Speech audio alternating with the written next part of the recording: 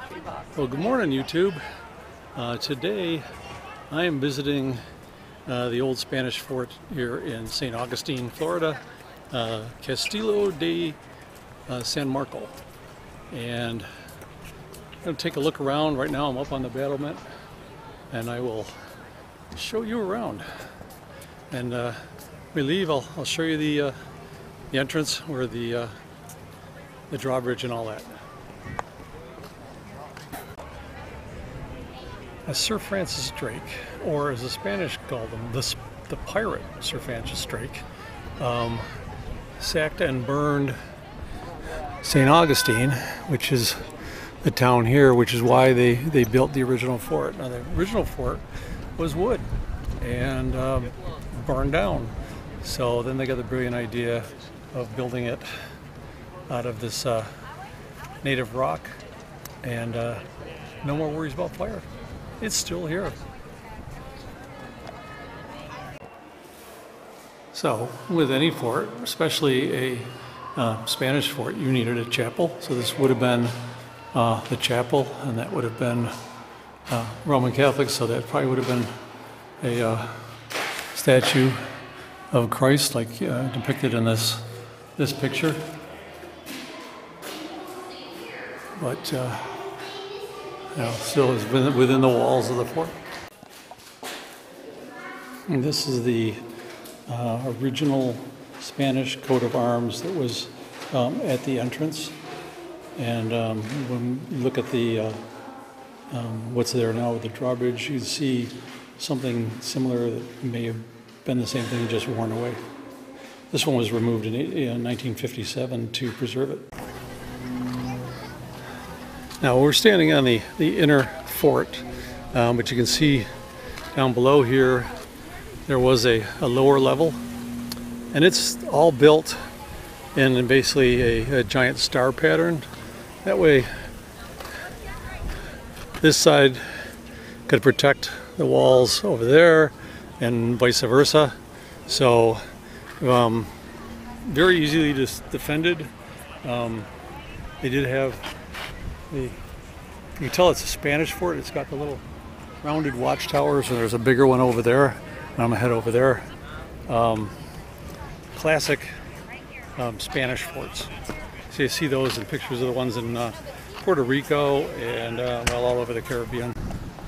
So this is one of the sentry box on the corner, and this would allow the sentries to watch out this way and out into there without being exposed to the weather. And these were actually painted red, and the fort was actually white, so they really stood out. But it also protected them against enemy fire, so you don't want to take out the sentry. You got to get through that little hole. We have space for the ooh, there's dirt in the eye. Is this where they put the bad people? Oh no! Is this the? Is this timeout? This timeout? So that's what the inside of that tower looks like. Basically, it looks like it's a place to get in out of the wind. Good. So this tower, which is taller than the ones around, was actually a signal tower. That the other ones were sentry boxes to get in and out of the wind. This one is a signal tower that would have been able to signal across the bay to where the present day lighthouse is, which I can't seem to find. But that's why this one's taller and had the windows around the top. So during the siege of 1702, this 18-pound cannon exploded while they were firing it, and I mean, you can imagine the force it took to explode this cannon, but it had caused 3 of the 4 military casualties that occurred during that siege. So this was uncovered in the moat that surrounds the castle, or the fort.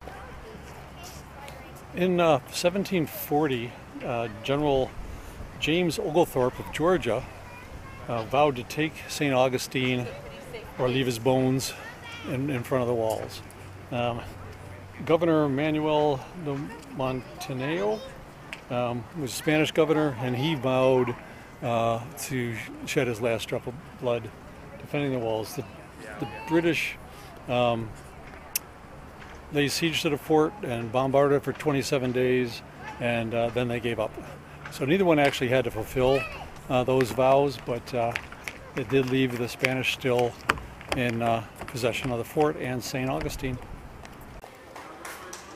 Well, the British took over this fort when it was already 150 years old, and they were here for a number of years. It's eventually the Confederates, when Florida, one of the Confederate states, they occupied it for about a year before the Union forces came in and took over.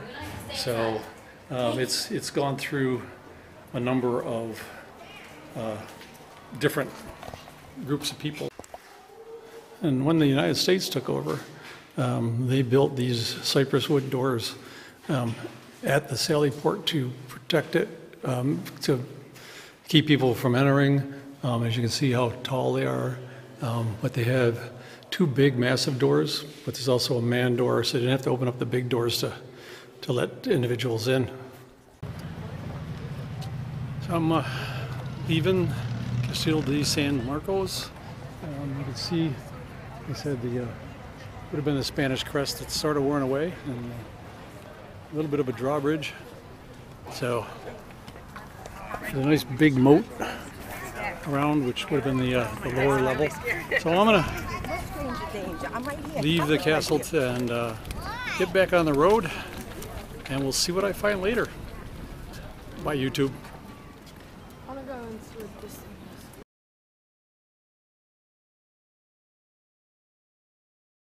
is. Now, if Harry Potter was Spanish, this would have been his room under the stairs.